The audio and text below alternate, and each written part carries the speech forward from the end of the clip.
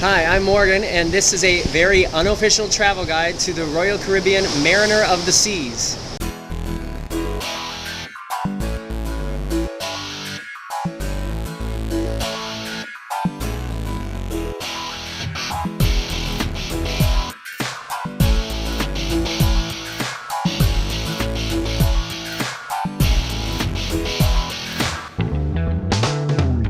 Welcome on board the Mariner of the Seas, and in case you didn't know it, this is one of the biggest cruise ships in the world, and I can only vouch for that fact, saying that it's absolutely gigantic. It's mind-boggling. I don't understand how something this big can still stay floating and not just like snap in the middle and sink down to the bottom. To give you an idea, I'll show you here a walk from the very back of the ship to the very front of the ship on deck 4. Check it out. Now, like I said, the ship is so big and there are so many things to see and do on the ship that there's no way I can tell you everything and show you everything in one video. It'd just be too long and you'd click another video before it was over. So in this video, I'm just going to show you the basic layout of the ship and the highlights, and then when you get on the ship, you'll have to figure out the rest on your own. You board the ship through one of two gangways into the two centrums towards the front or back of the ship.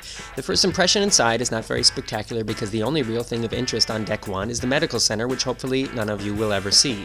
From down there, you can take the elevators basically all the way up through the ship, stopping at the Royal Promenade or wherever you need to go.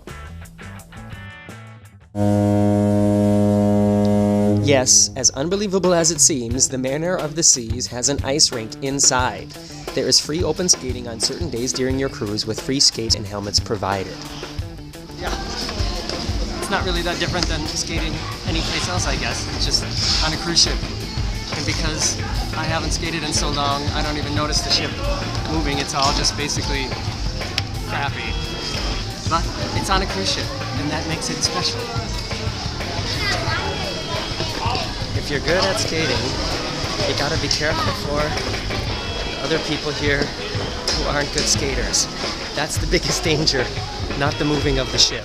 There's also a really cool ice show, but here's a word of warning: get there early. We arrived almost 25 minutes before showtime and there were already people literally fighting for seats. That might be because there were only 4 performances during our 2 weeks on board. There's a lot happening on deck 4, including the nightclub, several bars like Bolero's here where they have salsa dancing and trivia contests, and also the fun casino which has slots and table games, but just so you know, no free drinks like in Vegas. You're on a cruise ship. Deck 4 also has one of the main entrances to the beautiful 3-level dining room. Look at this place, it's like directly out of the Titanic. That's not a good comparison, so you know what I mean. Deck 5 is the Royal Promenade, which is like a long shopping mall filled with stores and bars and cafes. Don't miss the Promenade Cafe, which is open basically 24/7 and is included in the price of the cruise. Pizza.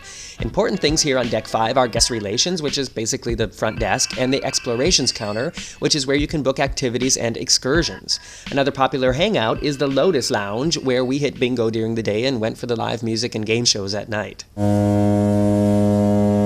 We jump way up to deck 11 now, which is another place where you'll spend a lot of time because that's where the buffet is. The upcharge restaurants are here too, but most people just go to the Windjammer. And there is a gigantic self-serve dining room there with great views out over the ocean and all the food you want to eat. Nom nom nom nom nom.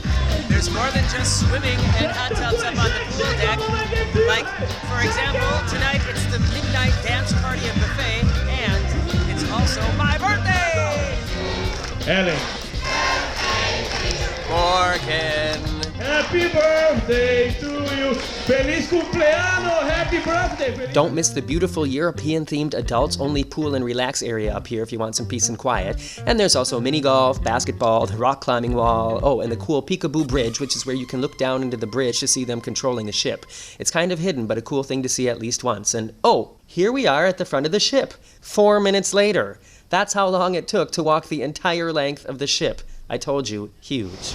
And that's about all I'm going to put in this video, so if you made it to here and you enjoyed it, then please go up there and press the subscribe button and help me out, and then you'll be the first to know about any new videos I have. If you're watching this on Facebook, or if you have a Facebook account, then you can look for Morgan's Very Unofficial Travel Guides on Facebook and hit that like button. And if you have any questions, then just write them down there in the comments or send me a private message, because I really enjoy helping people plan their trips and enjoy their traveling, and that's why I make these videos. So feel free to ask me anything you want, and I'll help you out if I can, okay? Thanks for watching, and there'll be a new video coming soon.